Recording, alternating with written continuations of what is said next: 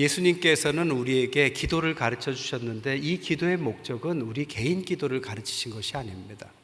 이 기도는 우리가 이렇게 주님의 공동체를 이루기 위한 정체성을 쌓기 위하여 가르치시는 기도가 주님의 기도다라고 말할 수 있습니다. 이 기도를 통하여 우리는 하나님의 나라, 예수님께서 가르치신 그 하나님의 나라를 경험하고 배우고 이것을 통해서 하나님의 나라로 나아가려는 생각과 의지를 갖게 되는 것, 그것이 주님 가르치시는 기도의 핵심적인 내용이다라고 말할 수 있습니다.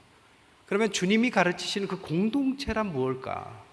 먼저 두 가지 반드시 전제가 필요합니다. 첫 번째로는 하나님이 누구시냐에 대한 이해가 있어야 됩니다. 성경에서 가장 중요한 경험은 출애굽의 경험입니다. 출애굽의 경험을 통하여 이스라엘 백성들이 형성되고 국가를 이루고 하나님의 약속의 땅에서 하나님의 나라를 세우게 되는 것이죠. 그런데 출애굽이라는 것은 애굽을 나왔다라는 뜻이죠. 이 애굽이 오늘날 이집트 아닙니까? 여러분 이집트 가보셨어요? 이집트에 가면 큰 피라미드가 있죠. 이 피라미드는 왕의 무덤이지만 이 피라미드가 상징하는 것은 수직적인 서열적인 어떤 권력을 말하는 것입니다. 이 피라미드형의 제일 꼭대기에는 신과 같은 권한을 갖고 있는 왕이 존재하고 그 밑에는 사제가 있고 그 밑에는 귀족이 있고 그 밑에는 평민이 있고 제일 밑바닥에는 노예가 있었습니다. 출애굽이라는 것은 이 노예와 같은 사람들을 끄집어내어서 하나님의 백성으로 만든 그 사건을 말하는 거죠. 그 당시 노예의 삶이 어땠을까요? 우리는 가늠해 볼 수 없지만 현재 카스트 제도를 유지하고 있는 인도에서 가장 노예 신분으로 살고 있는 불가촉 천민이 쓴 책이 있습니다. 그 책의 이름이 신도 버린 사람들이라는 책인데 그 책에 보면 현대사회의 노예와 같이 사는 사람들의 삶이 이렇게 표현되어 있어요. 그 불가촉 천민 달리트들은 허리에 빗자루를 차고 다닌다고 합니다. 왜 빗자루를 차고 다니느냐? 자기의 발자국을 남기면 안 돼요. 그래서 그것을 쓸기 위해서 허리에 빗자루를 차고 또 마을의 알림이 역할을 해서 심부름꾼 역할을 하고 또 세금을 호위하고 길을 청소하고 도둑을 지키고 가축의 사체를 치우는 일을 그런 막일을 하는 사람들입니다. 하지만 대가로 얻는 것들은 사람들한테 구걸해서 간신히 먹고 살 정도의 양이라고 합니다. 이런 비참한 삶을 사람들이 노예라면 그 당시에 수천 년 전에 그 노예, 히브리 백성들의 노예 생활은 이것보다 더하면 더했지 덜하진 않았을 겁니다. 그들을 하나님께서 끄집어내셔서 하나님의 자녀를 삼으시고 그 피라미드와 같은 그 수직적인 인간이 만든 인간 군상을 뒤집은 사건이 바로 출애굽 사건이라는 것입니다. 그렇기 때문에 하나님은 어떤 분이냐? 가장 약한 자들의 하나님이시다. 이것이 주님의 공동체의 첫 번째 조건입니다. 가장 약한 사람들. 왜 이스라엘을 택하셨느냐도 신명기 7장 7절에 너희를 택하심은 다른 민족보다 수요가 많아서가 아니라 오히려 수요가 적고 약하기 때문이라고 말씀하셨습니다. 이스라엘 사람들이 오늘날 똑똑하지만 그 당시에는 가장 못난 사람들, 가장 약한 사람들, 그 사람들을 데려다가 하나님의 백성으로 일으키신 것이죠. 가장 강력한 서열 사회 가운데 가장 약한 자들을 구원시킴으로 하나님이 어떤 분이신지를 설명하고 있다는 것입니다. 이게 성경이 말하는 하나님이십니다. 거기에다가 또 하나의 조건이 있다면 우리가 누구인가를 생각해 보라는 거예요. 주기도문에 보면 나의 아버지라고 표현되어 있지 않습니다. 우리 아버지, 우리라는 단어를 쓰고 있어요. 하늘에 계신 우리 아버지, 오늘 우리에게 일용할 양식을 주시고 우리가 우리에게 잘못한 사람을 용서해 준 것 같이 우리의 죄를 용서해 주시고 우리를 시험에 빠지지 않게 해달라고 우리를 6번이나 사용하고 있다는 것입니다. 왜 나의 아버지가 아니라 우리의 아버지라고 가르치실까? 초대교회, 우리가 모델로 삼고 있는 초대교회는 예배를 2번 드렸다고 그래요. 처음의 예배는 말씀의 예배였습니다. 그 당시는 오늘날과 같이 성경을 다 갖고 있는 게 아니잖아요. 그래서 다 같이 모여서 성경을 함께 봉독하고 앞에 있는 사람이 그 성경을 해석해 줬습니다. 말씀 시간이죠. 그리고 나서 다 해산했습니다. 해산하고 나서 다시 모여요. 누구만 모이느냐? 세례받고 주님의 백성이 됐다라고 확정된 사람들이 다시 모입니다. 그리고 그 모인 사람들이 드리는 것이 성찬 예배였습니다. 그러니까 성찬식은 아무나 하는 것이 아니죠. 성찬식은 주님을 따르겠다라고 결단한 사람들이고, 그 사람들이 성찬을 하면서 서로를 위해서 기도하는 시간, 중보기도의 시간을 꼭 가졌다고 합니다. 이 말씀 예배가 성찬 예배로 가는 데까지의 과정을 최소한 2년이 걸렸다고 그래요. 그 2년 동안에 배우는 것이 뭐냐? 다양한 것을 배웠지만 한마디로 말하면 내가 우리가 되는 것을 배우는 것입니다. 여러분, 교회는 나의 교회가 아니라 우리의 교회입니다. 하나님은 나의 하나님이시지만 우리의 하나님이신 것이죠. 이 우리라는 말 속에는 우리 안에 내 마음에 들지 않는 사람도 포함시키겠다라는 뜻도 포함하고 있습니다. 인종과 문화와 피부와 언어와 생김새와 차이가 아무리 있어도 우리 모두가 다 하나님의 자녀인 것을 인정하겠다가 우리의 의미입니다. 나보다 못한 사람들도 품고 가겠다라는 의미가 우리의 의미죠. 요즘 아이들 학교에서요, 왕따라는 게 있습니다. 왕따는 말 그대로 따돌림 받는 거예요. 조금 못나거나 좀 부족하거나 힘이 없으면 따돌림 받았습니다. 근데 제가 자랄 때만 해도 깍두기란 게 있었어요. 여러분, 깍두기 아세요? 게임을 하다 보면 편을 가르는데 숫자가 맞지 않으면 가장 약한 사람을 깍두기라고 조금 더 약한 편에 붙여줬습니다. 이게 깍두기예요. 나이가 좀 어리거나 동생이 왔거나 힘이 좀 없거나 그러면 깍두기가 됐습니다. 이 깍두기는 승리자의 편에 서면 승리를 만끽하는 것이고, 패배자의 편에 서면 그 책임을 묻지는 않습니다. 말 그대로 혜택만 보는 거죠. 왜? 약자를 끼워주기 위한 그런 제도인 거죠. 오늘날 아이들이 자라는 시대가 얼마나 각박합니까? 우리가 돼야 되는데 약하지고 조금 힘이 부족하고 전화고거나 어려우면 이렇게 함께하지 못하는 그런 날카로운 세상을 우리는 지금 보내고 있습니다. 이 두 가지 조건, 약한 자들을 사랑하시는 하나님과 나에서 우리가 되려는 우리들이 합쳐진 나라가 한마디로 말하면 하나님 나라입니다. 그 하나님 나라를 이사야서 11장에는 이렇게 표현해 놓으셨어요. 이리가 어린 양과 함께 뛰놀고 사자가 풀을 먹고 젖된 아이가 독사굴에 손을 넣어도 해함이나 상함이 없는 나라. 그 나라가 하나님께서 약속하신 하나님 나라라는 것입니다. 이 나라를 위해서 주님께서 기도를 가르치시고, 이 기도에는 6가지 간구가 들어 있습니다. 이 6가지 간구 중에서 앞에 3가지 간구는 하나님의 나라를 위한 간구이고, 뒤에 있는 3가지 간구는 그 나라를 위해서 살아갈 우리를 위한 간구로 구분되어 있습니다. 첫째, 하나님의 나라를 위한 3가지 간구 중에 첫 번째는 이름이 거룩히 여김을 받으시오며입니다. 하나님의 이름을 거룩하게, 하나님의 영광을 드러내겠다라는 뜻을 말하고 있는 것이죠. 여러분, 하나님은 하나님의 백성에 의해서 하나님의 이름이 거룩해지시죠. 어떻게 해야 우리는 하나님의 이름을 거룩하게 살 수 있을까요? 거꾸로 이야기하면 우리가 하나님의 이름을 더럽히거나 실추시키지만 않고 살아도 사실 성공하는 것입니다.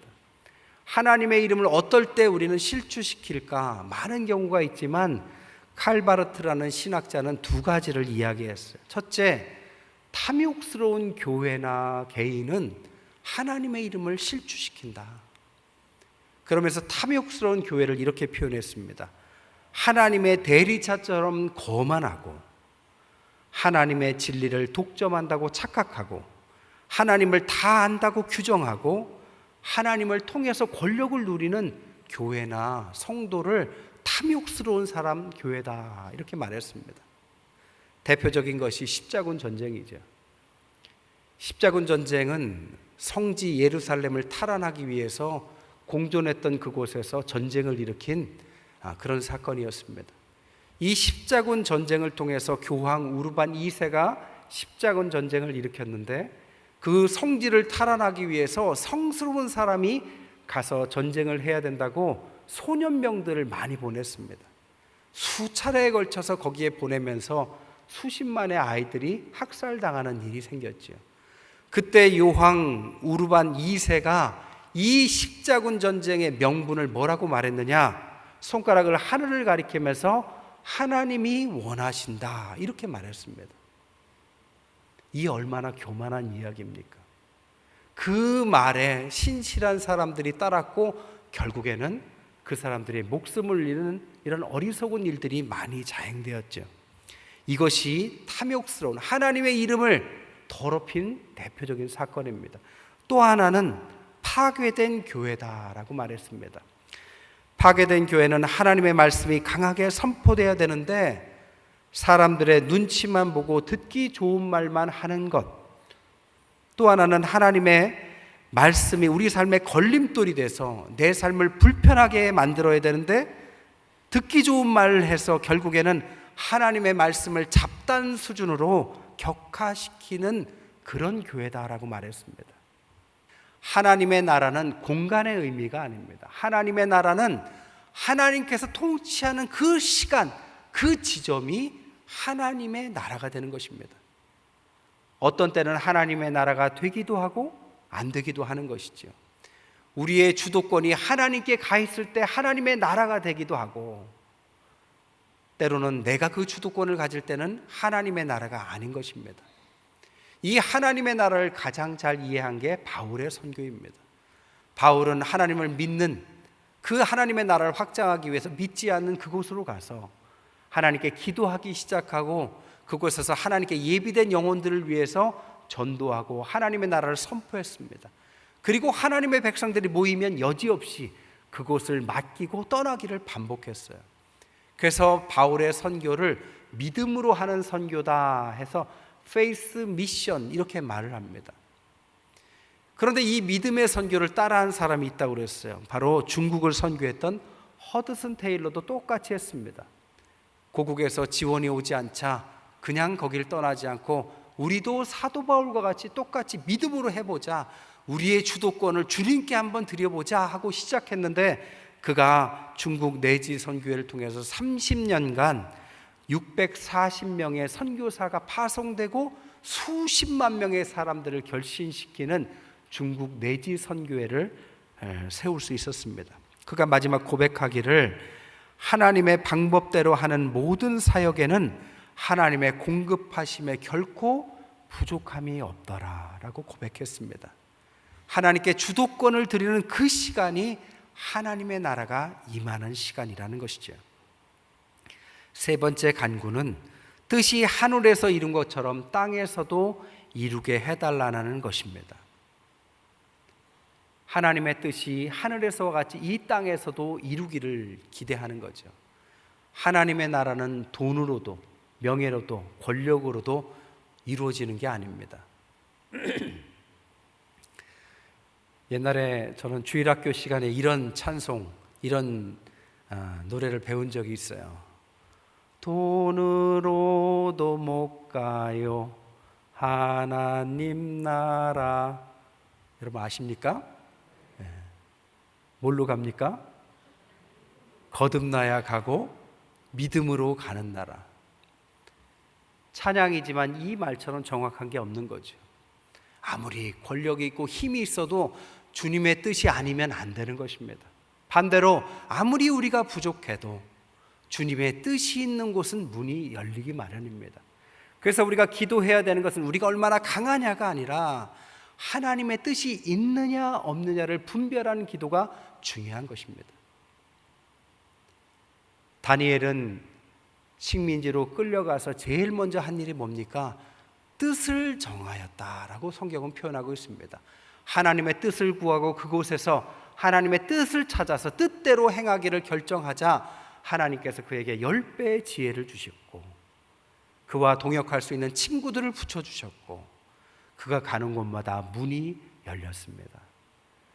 저 하늘에서 뜻이 이 땅에서 이룰 수 있도록 기도하는 것이 뜻이 하늘에서 이룬 것처럼 땅에서도 이루어지이다의 세 번째 기도입니다. 그리고 나머지 세 가지 기도가 우리를 위한 기도예요. 첫 번째 기도는 우리에게 일용할 양식을 주옵소서라는 기도입니다. 이 양식은 영적인 양식을 뜻하는 게 아닙니다. 실제적으로 우리가 먹고 마시고 살아가는 것을 말해요. 이것은 음식뿐 아니라 우리의 직업이기도 하고, 우리의 돈이기도 하고, 우리의 가정이기도 하고, 우리의 직장이기도 하고, 우리의 모든 필요를 이야기하는 것이 바로 양식입니다. 그런데 이 양식을 구할 때 일용할 양식을 구해라 라고 주님이 말씀하셨어요. 일용하다는 뜻은 그날 필요한 것만큼을 구하라는 뜻입니다. 잠언 30장 8절 9절에 나를 가난하게도 마옵시고 부하게도 마옵시고 오직 필요한 양식으로 나를 먹이시옵소서. 혹내가 배불러서 하나님을 모른다 여호와는 누구냐 할까 하오며 혹내가 가난하여 도둑질하고 내 이름을 하나님 욕되게 할까 두려워함이니이다 라고 말합니다. 너무 많은 것을 추구하면서 시간을 잃어버릴 수도 있고, 또 너무 없어서 하나님 이름을 더럽힐 수도 있는 것입니다. 그래서 우리의 필요만큼을 구하고 필요한 것을 통해서 하나님의 나라를 이루어가는 거죠. 두 번째 기도는 우리가 우리에게 죄 지은 자를 사하여 준 것 같이 우리의 죄를 사하여 달라는 기도입니다. 이것은 우리의 관계를 말하는 거예요. 여러분, 행복은 관계에서 나온다고 그러잖아요. 아무리 많은 것을 가져도 부부가 지옥과 같은 관계라면 그것은 지옥이 되죠. 아무리 모든 조건이 좋아도 부모, 자녀 간의 가족에서 불화가 있으면 그곳이 지옥입니다. 아무리 교회가 은혜로워도 내가 불편한 관계가 있으면 그곳이 지옥이 되는 것이고, 직장과 학교에 갔는데 그렇게 어려운 관계가 있으면 그곳이 편안한 곳이 될 수가 없습니다. 그래서 하나님 앞에 관계를 놓고 기도하는데 내용이 뭐냐? 내가 그들을 용서해야 될 사람을 용서하게 하시고 용서를 빌어야 될 사람에게 용서를 빌게 해달라는 내용입니다. 한마디로 말하면 용서를 빌고 용서를 받으라는 뜻이에요. 미국에 아미시 공동체라는 공동체가 있습니다. 그들은 종교의 자유를 찾아서 미국으로 건너갔던 사람들이에요. 근데 그들은 현대 문명을 거부해요. 자동차도 타지 않고 TV도 보지 않고 핸드폰은 물론이고 전기도 쓰지 않습니다. 500년 전에 생활 패턴대로 마차를 타고 다니고 그런 오늘날 청학동과 같은 그런 행동을 하는 사람들이에요. 그러면서 그들은 성경을 문자 그대로 따라가려고 노력하고 살아갑니다. 그들이 가장 중시 여기는 내용이 우리가 지금 공부하고 있는 산상수훈이라고 그래요. 20살이 되면 아이들에게 묻는데요. 이제 성인이 됐는데 우리와 함께 할래? 아니면 다른 세상으로 갈래? 아이들이 결정하면 85%가 우리도 여기에 그냥 남겠습니다라고 한다고 합니다. 그들은 그곳에서 살아가는데 그들의 삶이 편한 것만은 아니에요. 왜냐? 말씀을 따라 살다 보니까 이 비폭력적으로 사랑으로 살아야 되는데 그러다 보니까 세상이 그들을 가만 놔두지 않더라는 겁니다. 그래서 여전히 그들은 고난의 삶을 살고 있대요. 이 고난의 삶을 살고 있는 것을 책으로 쓴 것이 순례자의 거울이라는 책이 있습니다. 이 책에 보면 그들이 얼마나 비폭력주의 말씀대로 살아가면서 어려운 삶을 살아가는지에 대한 기록이 나와요. 그 중에서 대표적인 것들이 2006년도에 일어났던 총기 사건입니다. 어떤 외부에 있었던 사람이 와서 총기로 학교에 가서 어린 자녀들 5명을 죽였습니다. 그리고 5명을 중태에 빠뜨려요. 여러분, 우리가 말로는 사랑하고 용서하고 쉽게 이야기하지만 자기도 아니고 자기의 어린 자녀들을 죽인 사람들을 어떻게 용서할 수 있을까? 말이란 쉽게 하는 것처럼 쉬운 것이 아닙니다. 그런데 이들은 어떻게 했느냐? 이때 총기 사건을 일으킨 가해자의 장례식의 50%가 이 아미시 공동체의 사람들이었다고 합니다. 그리고 자신의 자녀를 잃은 대부분의 사람들이 가해자의 어머니를 오히려 위로했다고 합니다. 그래서 기자들이 아니 어떻게 인간이 그럴 수 있느냐, 무슨 마음으로 그런 생각을 했느냐라고 물었더니 그들이 동일하게 말하기를 마태복음 6장 12절에 우리가 우리에게 죄 지은 자를 사해 주지 않는다면 주님께서 우리 죄를 사해 주지 않는다라는 말씀을 당신은 믿지 않습니까? 라고 되물었다고 합니다. 여러분, 우리가 매번 앵무새같이 암기하는 이 찬송, 이 말씀이 이렇게 깊이 있는 말씀이고 우리 삶에 상상할 수 없는 말씀인 것입니다. 그래서 하나님의 말씀을 말씀대로 받은 사람에게는 진정한 평화와 이해할 수 없는 하나님의 나라가 임하는 것입니다. 마지막으로는 우리가 시험에 들게 하지 마옵시고 다만 악에서 구하옵소서로 기도를 마칩니다. 우리가 시험에 들지 말게 해달라는 것은 마귀의 유혹에 빠지지 않게 해달라는 뜻과 하나님의 신실하심에 대한 의심을 걷게 해달라는 뜻입니다. 그리고 악이라는 것은 다만 악에서 구하옵소서 대등절로 나와요. 이 악이라는 것은 만약 우리가 연약해서 시험에 빠질지라도 결국에는 악에 빠져서 살지 않게 해달라는 뜻과 또 하나의 뜻은 우리가 시험처럼 느끼는 것이 때로는 하나님의 뜻일 수도 있는데 그 뜻을 피하지 않고 주님의 십자가를 지려고 하는 그것을 거부하지 않게 해달라는 뜻을 악에 빠지지 않게 해달라는 표현으로 한다고 합니다. 말씀을 정리할게요. 초대교회는 하나님의 백성이 될 때까지 이 기도문을 2년 이상 외워가면서 이 말씀의 의미대로 살 자신이 있느냐를 물었습니다. 그리고 그렇게 하겠다라는 사람에게 세례를 줬고 그 사람들에게 하나님의 백성이다라는 이름을 줬고 그 사람들의 모임이 오늘날 교회가 된 것입니다. 루터는 하루에 8번씩 이 말씀을 암송했고 종교개혁의 그 위험한 지경에서도 이 말씀을 따라 나아갔을 때 종교개혁이라는 위대한 과업을 완수할 수 있었다라고 고백했습니다.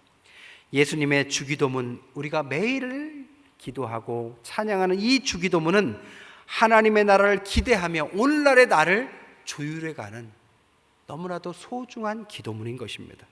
이러한 기도를 통해서 우리는 우리가 어떤 존재인지에 대한 정체성을 잃지 않고 공통의 경험을 가진 사람들의 모임으로 나아가는 것이고 이 모임이 우리가 함께 모인 바로 교회가 되는 것입니다.